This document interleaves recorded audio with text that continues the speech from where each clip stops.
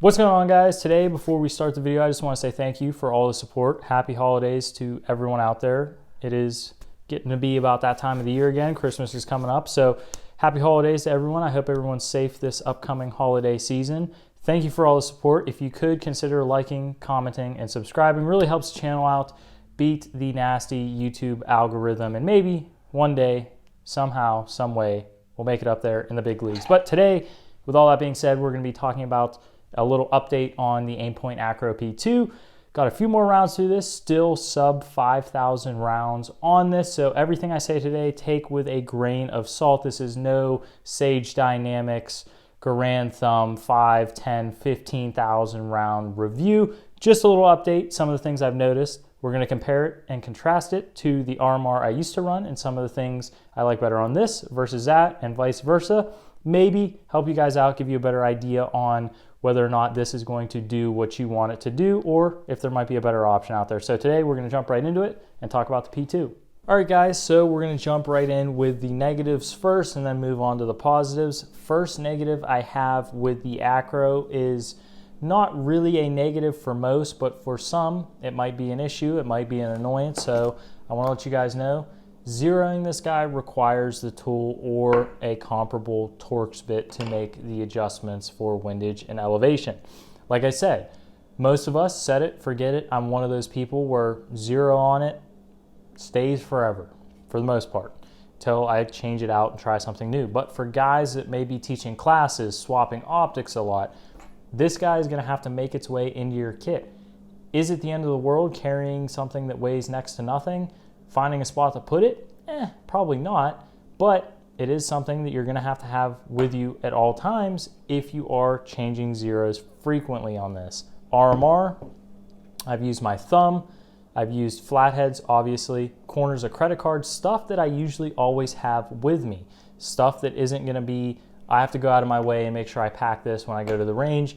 I always have my wallet. I can always use the corner of my card to adjust this guy on the fly. And like I said, I've used my thumb before. Point to the Trijicon there versus the Aimpoint. The other kind of annoyance I have with the Acro versus the RMR is you guys are paying $600 or more, depending on where you get it, for a premium Aimpoint optic. You're getting it in a cardboard box. Does it have foam in it? Yes. But it's still a cardboard box. Paying $600, a premium for a red dot, I would expect to get some sort of nice case like the Trijicon RMR. You guys can see there, $579.99 is what I paid. Didn't get sponsored, nothing. Comes in a plastic case. Is it a Pelican case? No, it's not. But it's still a really nice case just to protect your investment that much more on its way to you if you get it online or on its way to the shop that you bought it. It's just one extra little thing that probably cost Trijicon next to nothing to include with the optic. And Aimpoint is coming in, what is that, $20 more, and you're getting a cardboard box. Kind of annoying. End of the world? No. But it is something I wanted to bring up to you guys. So those are my two kind of negatives with the Aimpoint. So we're going to jump into the positives and let you know what I think on the Aimpoint and all the good stuff I found with it so far. All right, so jumping into the positives on the P2 that I have noticed, I'd like to start out with the buttons. The buttons on these, I like them a lot more than the RMR. I can actually feel when they click, and when I'm actually making adjustments, there's a little bit more audible click to these than the mushy buttons on the RMR. This optic is a lot simpler to use, in my opinion, than the RMR. You have brightness up, brightness down, on, off. This has brightness up, brightness down, on, off. You have a lockout mode that you can engage so that it won't change the dot. You can't change the brightness of the dot. There's a little bit too much going on for me in the RMR versus the Aimpoint. On, off, night vision, up, down. Easy, simple. Really have nothing to worry about on this. I was always constantly fighting with the different modes on the RMR due to the buttons being a little bit too mushy and kind of the procedures you had to go through to get through the certain modes on the RMR. So I like that Aimpoint kept it really, really simple on this guy. There's nothing to really mess up on your end because Most of you are probably smooth brain chimps just like me. So on, off, good. Brightness up, down, good. Night vision mode, good. Easy, simple.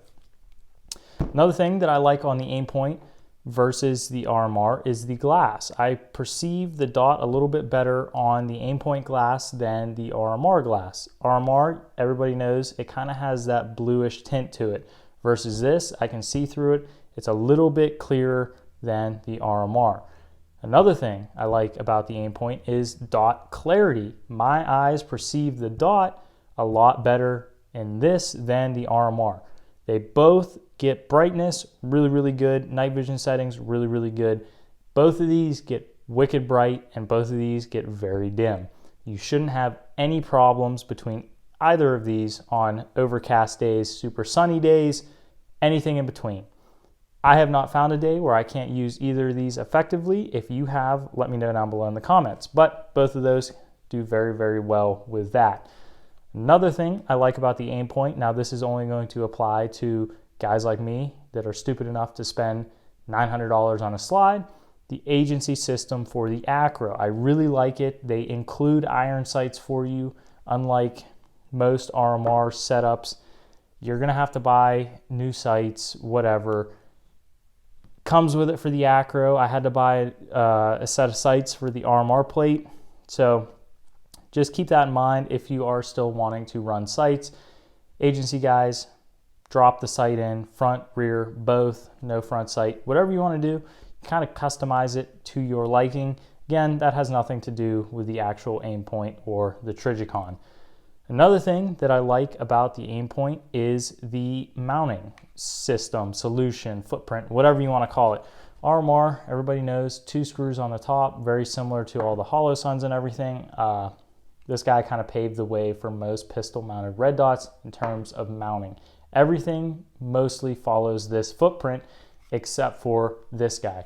This guy uses your more traditional, almost mimicking Picatinny 1913, whatever you want to call it, where you have a T kind of clamp design with a screw with the top of that T clamping down on a little tiny rail section that sits underneath here. I like that. I feel like it's easier to not mess up versus the RMRs where you always hear horror stories of guys stripping screws out in those, stripping screws out in their slide. This, bolt it on, torque it to the specs, guys. You won't have any issues with either one of these if you just torque it to the specs, but I do like the mounting system for the Acro a little bit better. Simple. That's one thing that you're gonna find with this optic. Aimpoint kept it simple for us smooth brain chimps versus this, very, very easy to break off one of those tiny screws. Now, I like the looks on the Aimpoint. I know a lot of people think it looks stupid, it looks big, it looks silly. I like it. It's grown on me. I used to really like RMRs and the way they looked. Now I like them both equally. You guys stop hating on the mailbox. So that's pretty much everything I want to go over today. I don't really have anything else that I've noticed just yet with the Acro or the RMR. Again, guys, take everything I said today with a grain of salt. These are both very, very good optics. The only thing that I don't think is very good is the box on the Aimpoint. But other than that, these are both incredible optics. I think you will find great success, in the wise word of Borat, with either one of these. So let me know what you think down below in the comments. Again, guys, thank you for all the support. Happy holidays. Stay safe out there. I'll catch you in the next one.